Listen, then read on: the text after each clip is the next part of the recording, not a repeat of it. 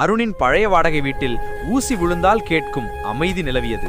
அவன் பயத்தை முகத்தில் வரவழைத்துக் கொண்டு படுத்திருந்தான். கடந்த ஒரு வாரமாக நள்ளிரவு சரியாக 3 மணிக்கு மேல் முதல் மாடியில் உள்ள காலியான அறையிலிருந்து ஒரு சத்தம் கேட்டுக்கொண்டே இருக்கிறது. ஏதோ கனமான பொருளை தடதடவென யாரோ இழுத்து செல்வது போல.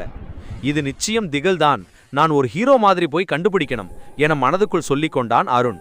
அவன் சினிமா ஸ்டைலில் மிக மெதுவாக படிக்கட்டுகளில் ஏறி அந்த திறந்திருந்த கதவை எட்டி பார்த்தான். உள்ளே இருட்டு, சத்தம் விடாமல் கேட்டுக்கொண்டே இருந்தது. தன் மொபைல் டார்ச்சை ஆன் செய்து அந்த சத்தம் வரும் மூலையை நோக்கி அடித்தான்.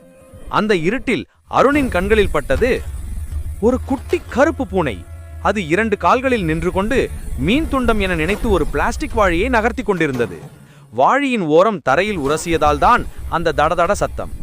திகிலுக்கு பதில் வெறுப்படைந்த அருண் பெருமூச்சு விட்டான். அப்போது பக்கத்து அறையின் கதவு டக்கென திறந்தது. தூக்க கலக்கத்துடன் வெளியே வந்த வயதான அங்கிள் ஒருவர், ஏன் ராத்திரி 3 மணிக்கு வீட்டுக்குள்ளேயே தடதடன்னு விளையாடிக்கிட்டு இருக்க, காலையில வந்து கதை கேளு, தூங்குடா என்று சத்தமாக கத்தினார். அருண் நாணத்துடன், சாரி அங்கிள், ஒரு திகில் கதைய காமெடியா மாத்த ட்ரை பண்ண, அதுக்குதான் இந்த சத்தம். அங்கிள், அதுக்குன்னு என் தூக்கத்தை கெடுக்காத, இப்ப கதவை மூடிட்டு போ. அருண் பூனையையும் வாழியையும் முறைத்துவிட்டு கதவை இழுத்து மூடினான். அந்த இரவின் திகில் சத்தம் ஒரு பூனையின் சத்தத்துடன் ஒரு அங்கிளின் சத்தத்திலும். லைக் பண்ணுங்க, சப்ஸ்கிரைப் பண்ணுங்க, மறக்காம ஷேர் பண்ணுங்க, கமெண்ட் பண்ணுங்க.